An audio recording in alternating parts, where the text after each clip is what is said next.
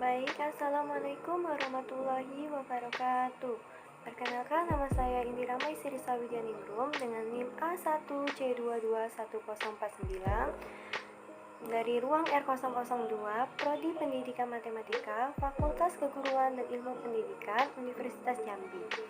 Baik, di sini saya akan menjelaskan materi statistik inferensial tentang uji T yang diampu oleh Ibu Ferry Tiona Pasaribu, SPD MPD. Baik, di sini yang akan saya bahas adalah pengertian, jenis-jenis, dan kegunaan dari uji T-test. Dan juga saya akan melampirkan contoh kasus. Yang pertama, pengertian uji T atau T-test. Uji T atau T-test adalah salah satu uji statistik untuk menguji kebenaran hipotesis yang diajukan oleh peneliti dalam membedakan rata-rata pada dua populasi. Uji ini dapat dilakukan dengan membandingkan uji T hitung dan uji T tabel atau dengan melihat kolom signifikansi pada masing-masing T hitung. Rumus yang dipakai pada uji T yaitu yang pertama yang diketahui Z hitung sama dengan X bar dikurang mu 0 per S per akar N, dan yang untuk tidak diketahui T hitung sama dengan X bar dikurang mu 0 per S per akar N. Pada materi kedua, macam-macam uji T atau jenis-jenis uji T. Yang pertama, one sample t-test. One sample t-test merupakan teknik analisis untuk membandingkan satu variabel bebas. Teknik ini digunakan untuk menguji apakah nilai tertentu berbeda secara signifikan atau tidak dengan rata-rata sebuah sampel.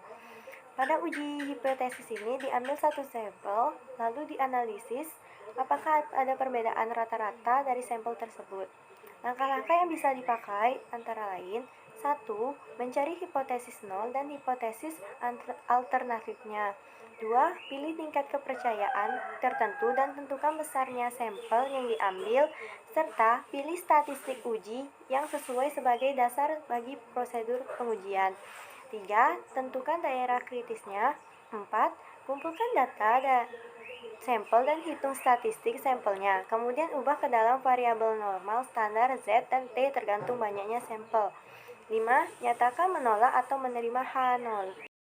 Jenis yang kedua yaitu paired sample t-test atau uji berpasangan. Analisis paired sample t-test merupakan prosedur yang digunakan untuk membandingkan rata-rata dua variabel dalam satu grup. Artinya, analisis ini berguna untuk pengujian terhadap satu sampel yang mendapatkan suatu treatment yang kemudian akan dibandingkan rata-rata dari sampel tersebut antara sebelum dan sesudah treatment. Jenis yang terakhir yaitu independent sample t-test atau uji beda, atau bisa disebut dengan uji bebas. Independent sample t-test adalah uji yang digunakan untuk menentukan apakah dua sampel yang tidak berhubungan memiliki rata-rata yang berbeda. Jadi, tujuan metode statistik ini adalah membandingkan rata-rata dua grup yang tidak berhubungan satu sama lain. Pertanyaan yang coba dijawab adalah apakah kedua grup tersebut mempunyai nilai rata-rata yang sama ataukah tidak sama secara signifikan. Baik, di sini saya akan melampirkan satu contoh kasus. Di sini saya akan mengambil satu jenis dari uji T, yang itu sample t-test. Contoh kasusnya, seorang peneliti mempunyai dugaan bahwa rata-rata kemampuan statistik mahasiswa jurusan psikologi sama dengan 75. Langkah-langkah yang bisa dipakai untuk mengujinya yaitu yang pertama menentukan hipotesis. Yang pertama, menentukan hipotesis H0. Rata-rata kemampuan statistik mahasiswa jurusan psikologi sama dengan 75, atau bisa disebut nilai yang dihasilkan itu hanya sama dengan 75, tidak bisa lebih ataupun kurang. Dan yang kedua, H alternatif. Hipotesis alternatif.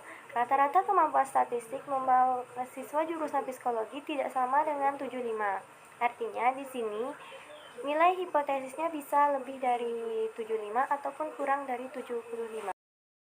Selanjutnya, kita akan membuat model hipotesis statistik, di mana H0 banding mu sama dengan 75 dan HA atau hipotesis alternatif banding mu tidak sama dengan 75. Di sini kita bisa menggunakan tabel penolong agar kita bisa menentukan berapa banyak mahasiswa yang mendapatkan nilai 7, tidak sama dengan 75 ataupun sama dengan 75. Dimulai dari tabel pertama, mahasiswa pertama dengan nilai 75 dan pada mahasiswa kedua dengan nilai 60, dan seterusnya bisa secara random untuk memilihnya. Terus pada langkah kedua kita akan menentukan rata-rata, di mana rata-rata nih X bar sama dengan sigma X per N. Di sini kita sudah mengetahui jumlah dari keseluruhan nilai ada 1067 dibagi dengan jumlah mahasiswanya ada 14. Jadi 1067 dibagi 14 sama dengan 76,21. Pada langkah selanjutnya kita akan menentukan standar deviasi. Kenapa kita harus menentukan standar deviasi?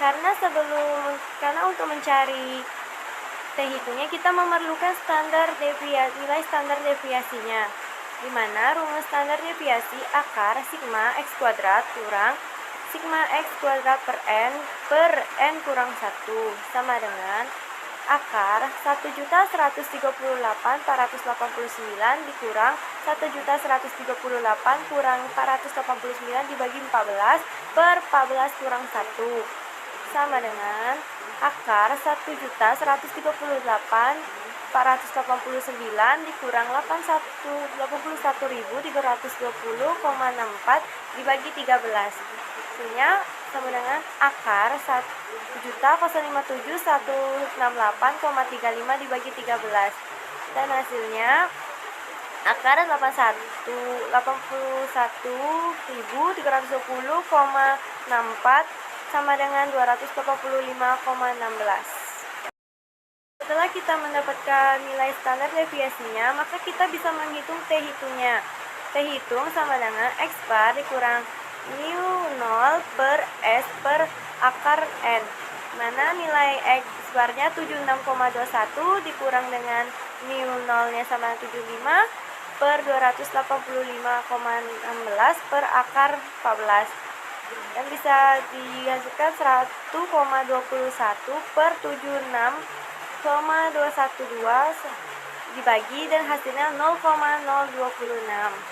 Nah, sesudah kita mencari T hitung, kita bisa menghitung T tabel, di mana X-nya 0,05 dan derajat kebebasannya 14 dikurang 1, jadi sama dengan 13. T tabelnya sama dengan 1,7709. Di mana dapat T tabelnya 1,79?